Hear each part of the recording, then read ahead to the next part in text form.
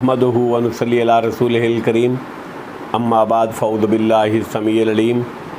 من الشیطان الرجیم بسم اللہ الرحمن الرحیم سورۃ الحج بامانی بامحاورہ ترجمہ اور اس کے بعد اس کی تشریح۔ پہلے بامانی ترجمہ آیت نمبر 39۔ اوذنا اجازت دی گئی جہاد کی، للذین ان لوگوں کو جو یقاتلون لڑائی کیے جاتے ہیں، بِأَنَّهُمْ اس وجہ سے کہ بے شک وہ ظالم و مظلوم ہیں،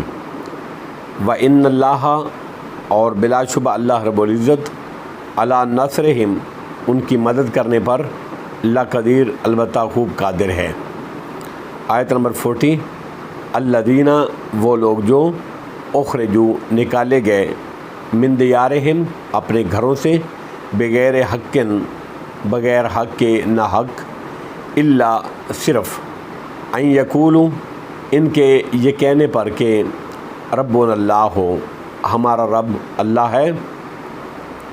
ولولا دفع اللہ الناس اور اگر نہ ہوتا اللہ کا دور کرنا لوگوں کو، بعضہم یعنی ان کے بعض کو، بعض کے ذریعے سے، لہدمت تو البتہ ڈھا دیے جاتے، صوامع راہبوں کے خلوت خانے، و بیون اور گرجے، و صلواتم و مساجدوں اور یہودیوں کے عبادت خانے، و مساجدوں اور مسجدیں، یذکروں کہ ذکر کیا جاتا ہے، فی حسم اللہ ان میں اللہ کا نام، کثیرہ بہت زیادہ، وَلْيَنْصُرْنَ اللَّهَ اور البتہ ضرور مدد کرے گا اللہ رب العزت، مَن يَنْصُرُهُ اس کی جو مدد کرے گا اس کے دین کی، ان اللہ بے شک اللہ رب العزت، لَقَوِيٌّ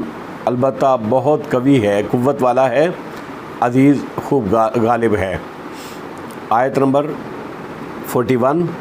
الذین وہ لوگ، ان مکناہم اگر ہم اقتدار دیں ان کو، فی الارض زمین میں، اقاموا الصلاۃ تو وہ قائم کریں نماز، وآتوا الزکوٰۃ اور ادا کریں زکوٰۃ، وآمروا اور وہ حکم دیں بالمعروف اچھے یعنی نیک کاموں کا، ونہوا اور وہ روکیں عن المنکر برے کاموں سے، وللہ اور اللہ ہی کے اختیار میں ہے عاقبۃ الامور تمام کاموں کا انجام۔ اب بامحاورہ ترجمہ اور اس کی تشریح۔ آیت نمبر 39۔ اوذنا للذین یقاتلون بانہم ظلموا جن لوگوں سے لڑائی کی جاتی ہے ان کو جہاد کی اجازت دے دی گئی ہے، وَإِنَّ اللَّهَ عَلَى نَصْرِهِمْ لَقَدِيرٌ اس لیے کہ ان پر ظلم ہوا اور یقیناً اللہ ان کی مدد پر ضرور قادر ہے۔ اکثر سلف کا قول ہے کہ اس آیت میں سب سے پہلے جہاد کا حکم دیا گیا ہے، جس کے دو مقصد یہاں بیان کیے گئے ہیں،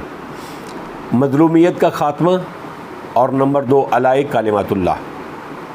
اس لیے کہ مظلومین کی مدد اور ان کی داد رسی نہ کی جائے تو پھر دنیا میں زور آور کمزوروں کو اور باوسائل بے وسیلہ لوگوں کو جینے ہی نہ دے، جس سے زمین فساد سے بھر جائے۔ اسی طرح علاء کلمۃ اللہ کے لیے کوشش نہ کی جائے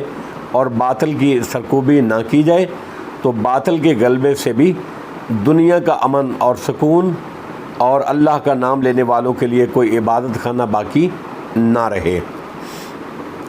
آیت نمبر 40۔ الذین اخرجوا من دیارہم بغیر حق الا ان یقولوا ربنا اللہ وہ لوگ جنہوں نے ان کو گھروں سے نکال دیا، جنہیں ان کے گھروں سے نکال دیا، بغیر حق بغیر حق کے،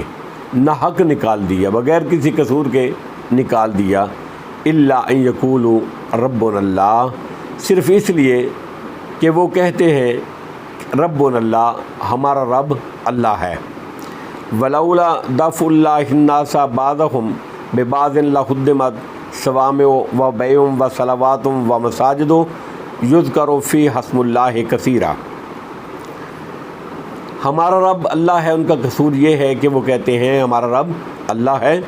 اور اگر لوگوں میں سے بعض کو بعض کے ذریعے سے دفع نہ کرتا تو بلا شبہ خانقاہیں صوامع صومعۃ کی جمع سے چھوٹے گرجے، اور بیعتن کی جمع سے بڑے گرجے، صلواتن سے یہودیوں کی عبادت خانے، اور مساجدوں سے مسلمانوں کی عبادت گاہیں مراد ہیں۔ خانقاہیں اور گرجے اور یہودی عبادت خانے اور مسجدیں ڈھا دی جاتی جن میں اللہ کا نام بکثرت ذکر کیا جاتا ہے۔ وَلْيَنْصُرَنَّ اللَّهُ مَن يَنْصُرُهُ إِنَّ اللَّهَ لَقَوِيٌّ عَزِيزٌ، اور اللہ ضرور اس کی مدد کرے گا جو اس کے دین کی مدد کرے گا، بے شک اللہ رب العزت یقیناً بہت قوت والا ہے اور خوب غالب ہے۔ آیت نمبر 41، الذین ان مکناہم فی الارض اقاموا الصلاۃ وآتوا الزکاۃ وامروا بالمعروف ونہوا عن المنکر۔ یہ وہ لوگ ہیں جن کو اگر ہم زمین میں اقتدار بخشیں تو وہ نماز قائم کریں اور زکوٰۃ دیں اور نیکی کا حکم دیں اور برائی سے ونہوا عن المنکر، اور برائی سے منع کریں، روکیں۔ اس آیت میں اسلامی حکومت کے بنیادی اہداف اور اغراض و مقاصد بیان کیے گئے ہیں جن کو خلافت راشدہ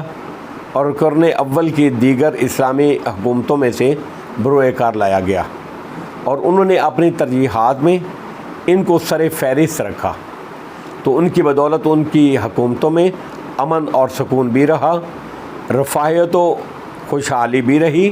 اور مسلمان سربلند اور سرفراز بھی رہے۔ آج بھی سعودی عرب کی حکومت میں ان چیزوں کا کچھ اہتمام ہے، تو اس کی برکت سے وہ اب بھی امن و خوشحالی کے اعتبار سے دنیا کی بہترین اور مثالی مملکت ہے۔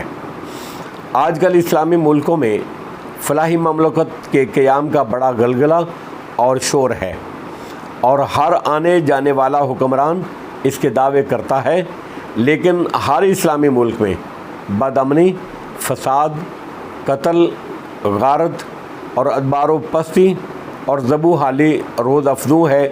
اس کی وجہ یہ ہے، صرف اور صرف اس کی وجہ یہ ہے کہ سب اللہ کے بتلائے ہوئے راستے کو اختیار کرنے کی بجائے مغرب کی جمہوری اور لادینی نظام کے ذریعے سے فلاح و کامرانی حاصل کرنا چاہتے ہیں، جو آسمان میں